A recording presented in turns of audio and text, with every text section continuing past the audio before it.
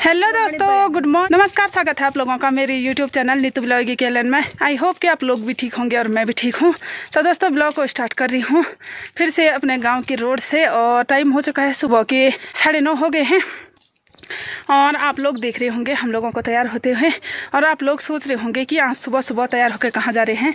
तो दोस्तों आज महाशिव पुराण का 10वां दिन है और 11वें दिन में समाप्त होना है। कल मतलब समाप्त हो जाएगा। भंडारा है, भंडारा तो वैसे रोज़ ही लगा रहता है।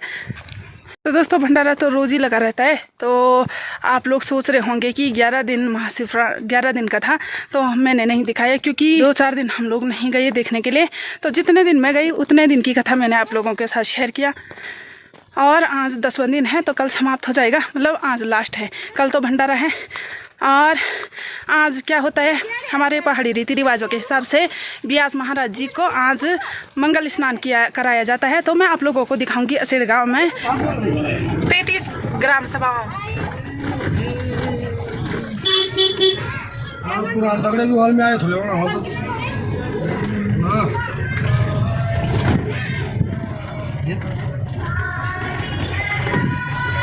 दुकानदार सारे भाई।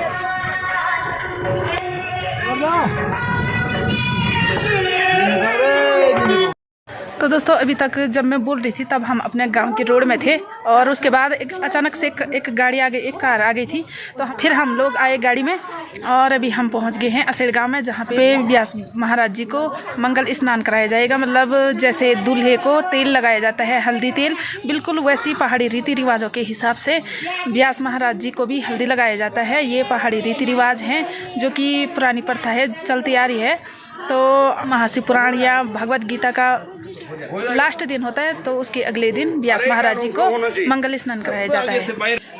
और असेड़ गांव में यहाँ पे पटग्याण है जो कि महादेव जी का चौक है और विष्णु कुंड है, तो वहाँ पे स्नान कराया जाएगा। तो आप लोग वीडियो में बने रहें, पूरी वीडियो को ज़रूर देखें और वीडियो को लाइक सब्सक्राइब और ज़्यादा से ज़्यादा शेयर करें। जी के साथ कलश यात्रा होगी तो व्यास जी को मंगल स्नान कराया जाएगा और मंगल गीतों के साथ आप लोग ज़रूर देखिएगा पूरी वीडियो को। दोस्तों व्यास महाराज जी आ चुके हैं तो आप लोग बने रहें और पूरी वीडियो को ज़रूर देखें, आप लोगों को अच्छा लगेगा। हमारा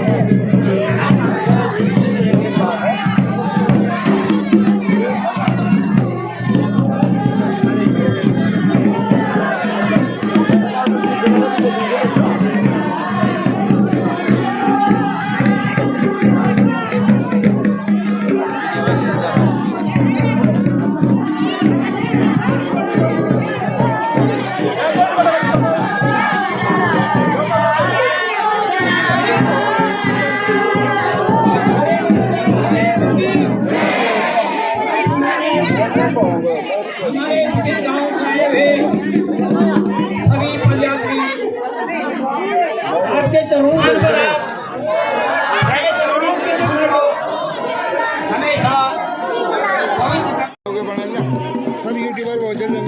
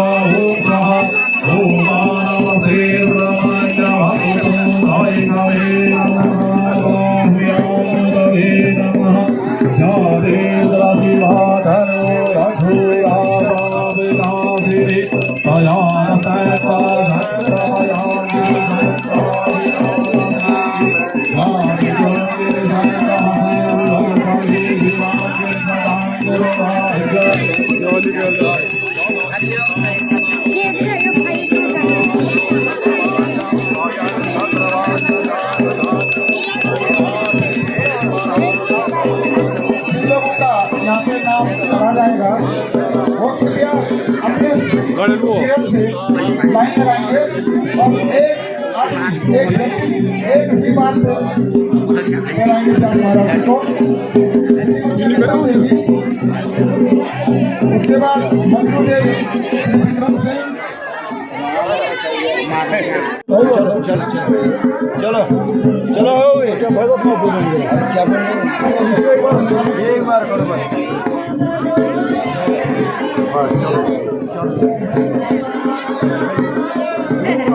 चलो चलो दीदी चलो दीदी चलो चलो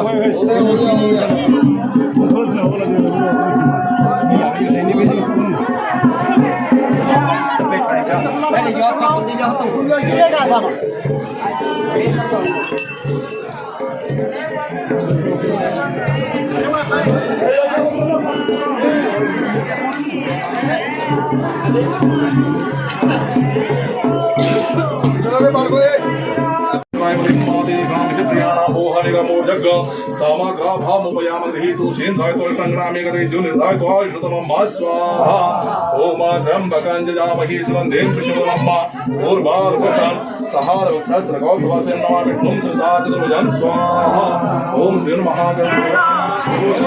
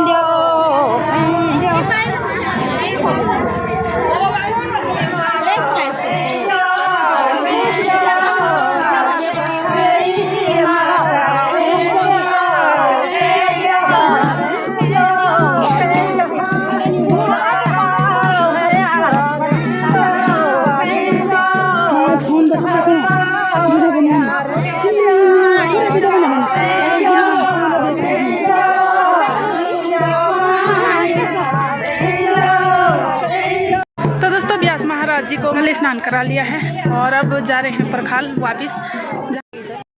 तो दोस्तों अभी व्यास महाराज जी चले गए हैं थोड़ा सा विश्राम करने के लिए, क्योंकि कथा शुरू होती है 2 बजे से। तो अभी लोग भंडारे खाने के लिए जा रहे हैं, मतलब भंडारा तो डेली लगा रहता है। तो ये हमारे गांव के भी आर के हैं, देखो ताई जी है, चाची जी हैं, ये ताई जी हैं, सब लोग आर के हैं। तो अब हम जाएंगे प्रांगण में और थोड़ी देर वहाँ पे कीर्तन मंडली वालों के भजन सुनेंगे और 2 बजे से कथा शुरू हो जाएगी। कथा शुरू हो जाएगी तो आप लोगों को भी सुनाएंगे कि आज कथा में लास्ट दिन व्यास भगवान जी क्या सुनाते हैं। तो अभी हम लोग भी भंडारा खाने के लिए आ रखे हैं, इसके बाद जाएंगे प्रांगण में। तो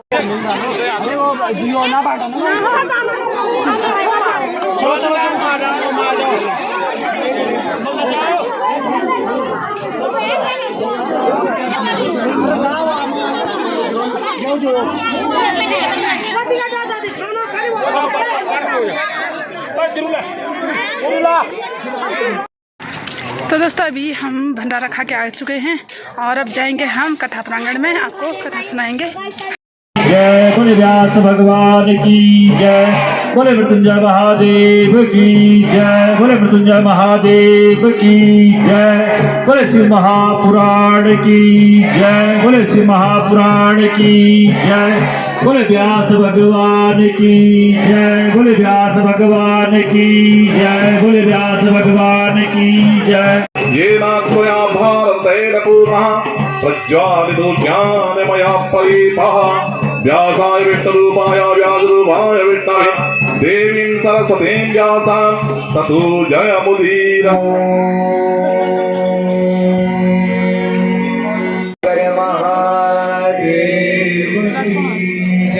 हरे हरे महादेव शंभो काशी विश्वनाथ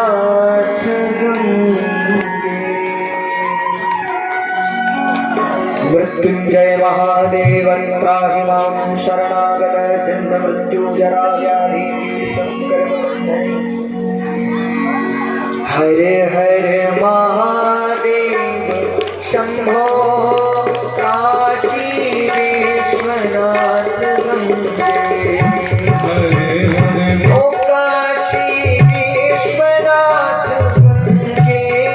सदा शिव पार्वती माँ काशी विश्वनाथ गंगे सदा शिव पार्वती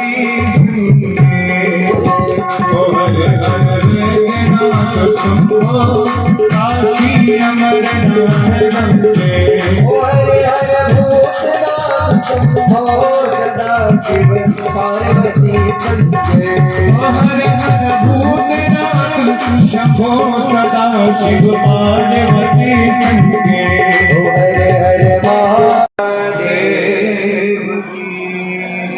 बुद्ध की और आपको भगवान का बहुत धवल उज्जवल रूप दिखाई दिया, जैसे नेत्र बंद हुए सामने वो दिव्य छटा दिखाई दी। कैसी है? कर्पूर गौरम। आप लोगों ने श्लोक सुना है? सब बोलते हैं, बोलो जरा। कर्पूर गौरम आगे संसार सारम सदा वसंतम भवम भवानी। कितना अच्छा श्लोक। लोगों को लगता है संस्कृत बड़ी उलझी हुई क्लिष्ट भाषा है, लेकिन आनंद बड़ा है। आप संस्कृत में पाठ कीजिए, कुछ श्लोक पढ़ लीजिए, कुछ श्लोक याद कर लीजिए। कितना सुंदर श्लोक है। कैसे है भगवान शिव? कपूर देखा है आप लोग? जलाते हैं आरती। कपूर कैसा होता है? बिल्कुल गौर उज्ज्वल कपूर के समान इनका वर्णन स्वरूप। कर्पूर गौरम करुणामय। अच्छा देखो, कई लोग भले ही बाहर से गोरे हो लेकिन अंदर से हो सकता है क्या बिल्कुल बाहर से बहुत चमक रहा है लेकिन अंदर सब काला है। इसलिए केवल ये नहीं है कि कर्पूर गौरव कपूर की तरह भगवान शंकर गोरे हैं, बल्कि करुणावतारम साक्षात करुणा के स्वरूप ही है, करुणा ही भरी है। जैसे बाहर से है वैसे ही अंदर से, पर आजकल ऐसा होना कठिन है।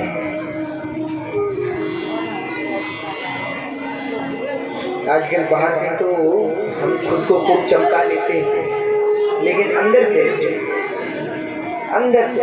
बहुत भरा पड़ा काम, क्रोध, लोभ, मोह। इसलिए भैया शिव जी केवल बाहर से नहीं है, अंदर से भी करुणा अवतार और संसार सारम भुजगेंद्रहारम। संसार के सार तो भगवान शंकर ही है, नहीं है क्या? संपूर्ण संसार के सार है शिव शंकर। और भुजगेंद्रहार, भुजगेंद्र भुजग कहते हैं सर्प, और भुजग यानी सर्पों के भी इंद्र। जैसे किसी का नाम हो मानवेंद्र, वो मृत्युंजय महादेव की आराधना करनी चाहिए। मृत्युंजय यानी मृत्यु से विजय दिलाने वाले कौन है? मृत्युंजय। इसलिए जिनके जीवन में कोई बड़ा रोग है और कोई कामना है तो चाहिए, पर अगर विशेषकर किसी को रोग है तो वो अवश्य भगवान शंकर का ऊपर दर्शन कीजिए, मृत्युंजय महादेव का दर्शन। क्योंकि शास्त्र कहते हैं मृत्युंजय महादेव त्राहि मां शरणागतः जन्म मृत्यु जरा व्याधि पीड़ितम कर्म बंधने। भगवान मृत्युंजय महादेव के मंदिर में जाओ तो इस श्लोक को बोलना चाहिए प्रणाम करते हुए। क्या? मृत्युंजय महादेव त्राहि मां शरणागत। त्राहि मां शरणागत अर्थात हे प्रभु हम त्राहि मां रक्ष मां, हम आपकी शरण में।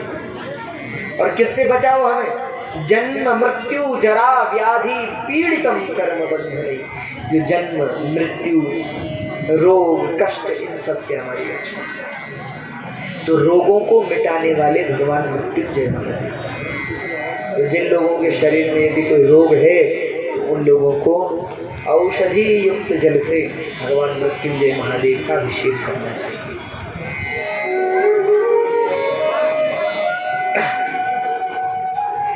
तो सुंदर भगवान शिव। तो कथा की सार्थकता, कथा की सफलता क्या है? आप कथा सुनने बैठो और कथा आपके आंखों के नेत्रों के सामने प्रकट हो जाए, तब कथा सफल है। कथा में तो सब बैठते हैं, ऐसे लोग बहुत कम होते हैं जिनमें कथा बैठती। शिलाद को एक पुत्र हुआ और शिलाद ने उस बालक का नाम रखा नंदी। कहते वह बालक धीरे धीरे बड़ा हुआ और वो बालक बचपन से इतना बड़ा ज्ञानी, इतना बड़ा विद्वान, और हो भी क्यों ना साक्षात शिव जी ही है। कहते उस बालक की चर्चा आसपास के क्षेत्रों में फैल गई कि भैया जैसा पुत्र शिलाद का पुत्र है इतना ज्ञानी, वैसा तो देखने को मिलता है। इतनी छोटी उम्र में इतनी विद्वता होना संभव है। कहते इतनी चर्चा हो रही थी और उसी में शिव जी ने एक लीला क्या कर दी कि शिव जी ने ऋषियों को भेज दिया, 2 ऋषियों को, भगवान शंकर ने। और 2 ऋषियों को भेजा और दोनों ऋषि शिलाद के पास पहुंचे। नंदी ने उनकी खूब सेवा की, ऋषि प्रसन्न हुए। अच्छा, शिलाद ने कहा महाराज आप तो लगता है बड़े ज्ञानी हैं, मेरे बालक का भविष्य कुछ बताइए। तो उन्हें ऋषियों ने कह दिया हाथ देखकर, बोले और तो बहुत अच्छा है, बहुत बड़ा विद्वान है, ज्ञानी है, सब ठीक है, आज्ञाकारी है, सब अच्छा है, भक्ति है, सब अच्छा है, एक कमी है। क्या कमी है? बोले ये अल्पायु है, इसकी मृत्यु हो जाएगी जल्दी, ये नहीं जिएगा, अल्पायु। अब तो शिलाद चिंता में पड़ गए। शिव जी ने तो वरदान दिया था कि अमर होगा, ये तो कह रहे हैं अल्पायु होगा। कहते हैं चिंता में पड़ गए, ऋषि तो चले गए, शिलाद चिंतित हो गए। अब नंदी ने एक दिन पूछ लिया, पिताजी क्या मेरी सेवा में कोई कमी है, मुझ में कोई कमी है, आप इतने परेशान क्यों रहते हैं? तो शिलाद ने कहा, हे पुत्र मैं इस बात से चिंतित हूँ, ऋषियों ने कहा है तुम अल्पायु, अरे इस अल्पायु को टालने का क्या कोई उपाय होगा? तो नंदी बड़े विद्वान थे। नंदी ने कहा, प्रभु पिताजी मुझे तो लगता है कि काल से कौन बचा सकते हैं? काल से तो महाकाल ही बचे। अरे काल उसका क्या करे जो भक्त है महाकाल। काल से बचाने वाले तो महाकाल हैं, इसलिए शिवजी ही अकाल मृत्यु से रक्षा कर सकते हैं। मैं शिवजी की तपस्या करूंगा। ये कहकर नंदी चल पड़े तपस्या के लिए। कहते नंदी ने खूब तपस्या की, भगवान शंकर को तुष्ट किया, शिवजी प्रसन्न हुए। शिवजी ने कहा, नंदी बताओ क्या वरदान चाहिए? तो नंदी ने कहा, बस प्रभु अपने चरणों में स्थान दे दीजिए और क्या। शिवजी ने प्रसन्न होकर कहा, बोले जो 2 ऋषि आए थे जिन्होंने कहा था अल्पायु, हम नहीं भेजे, अल्पायु नहीं हो, तुम तो अमर हो, आयु का कोई चक्कर ही नहीं। तो अपना भक्त बना लिया, अपना वाहन बना लिया। और कहते हैं नंदी उस दिन से भगवान शंकर ने नंदी जी को अपने गणों का अधिपति बना दिया, अपना प्रधान भक्त बना लिया। और नंदी भगवान शिव के महान भक्त हुए, महान गण हुए, जो सदा भगवान शंकर को अपनी पीठ पर लेकर के जो शिव जी के वाहन ऐसे नंदी जी कहते। नंदिकेश्वर भगवान की। तो यहाँ नंदी जी की चर्चा है।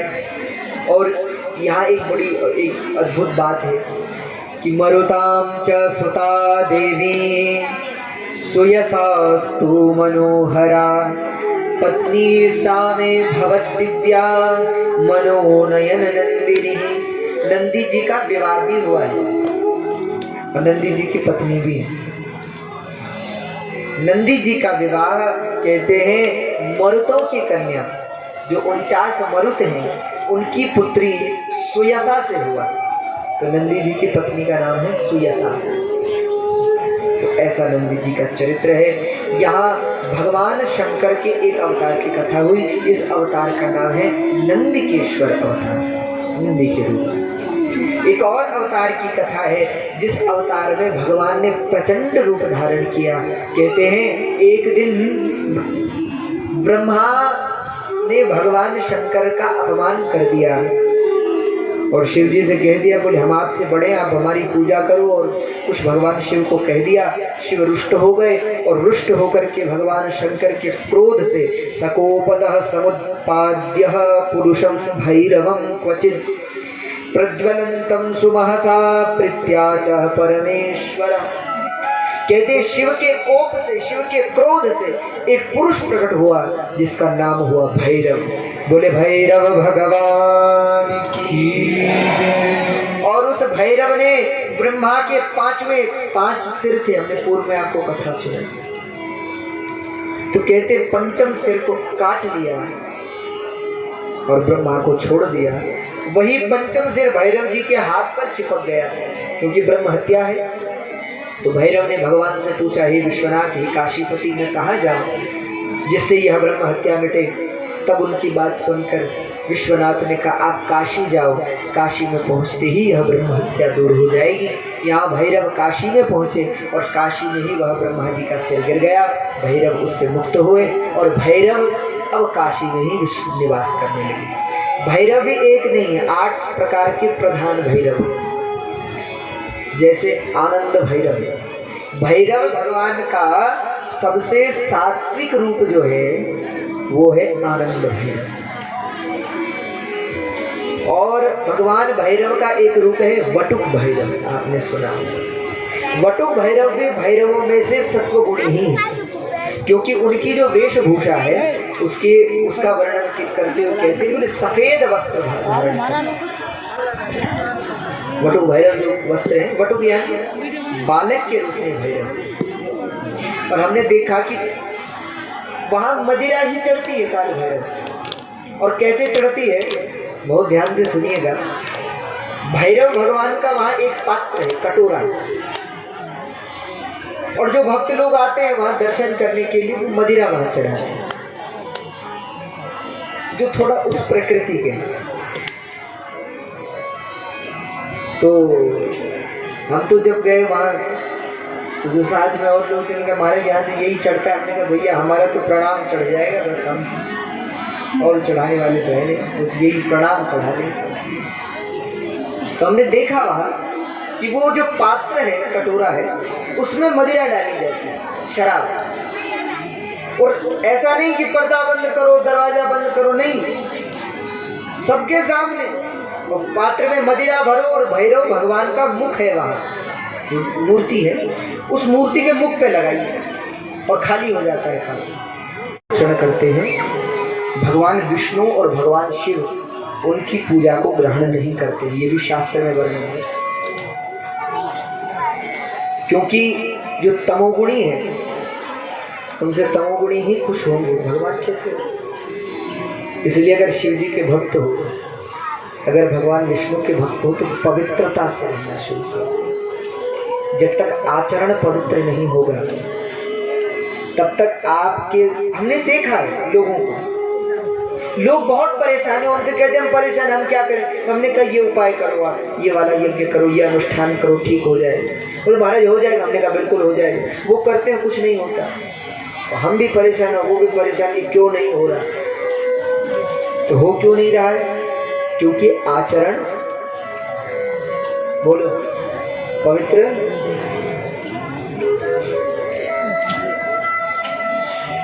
और एक बात और सुनो, यदि तुम सामने तो शिव शिव कह रहे, राम राम कह रहे, माथे पे इतना बड़ा तिलक लगा रहे,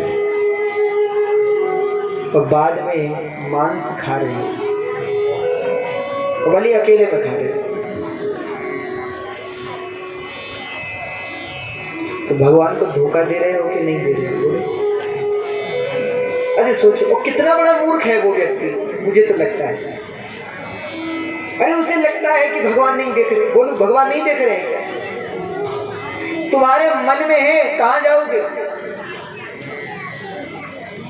और एक बात और सुनो, जब मरने के बाद वहां जाओगे, वहां एक भगवान की आगे व्यवस्था सुनो।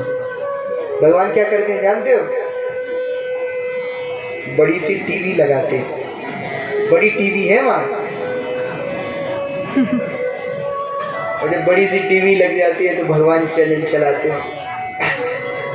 तब आपसे कहेंगे बैठो देखो, और फिर क्या देखोगे कि सुबह तो नहाए धोए, मंदिर गए, तिलक लगाया, घर लौटे, शाम को शराब भी पी रहे, मांस भी खा रहे। तब क्या वहां तो मुकर भी नहीं पाओगे कि नहीं हम नहीं है। अच्छा देखो, हमें कभी लगता है, आप कहीं पर लिख दो कि आप सीसीटीवी की निगरानी में हैं, तो व्यक्ति चलता भी संभल करके कोई देख रहा होगा। तो जब सामान्य कैमरे से इतना डरते हो, उसका कैमरा तो हर जगह है, कहाँ बचोगे? इसलिए भैया, यदि तुम खुश होना चाहते हो, यदि तुम प्रसन्न होना चाहते हो, तो एक सिद्धांत अपने जीवन में उतार लेना। अगर तुम चाहते हो कि तुम्हारे दुख मिटे, यदि तुम चाहते हो कि तुम प्रसन्न हो, तो एक काम, किसी को दुखी मत करना, तुम अपने आप खुश हो जाओ। अगर आपसे किसी जीव को भी कष्ट हो रहा है, कितनी पूजा कर लो, कितना जल चढ़ा लो, कुछ नहीं होगा। अरे तुम्हारे कष्ट मिटेंगे नहीं, और ज्यादा दलदल में गिर जाएंगे।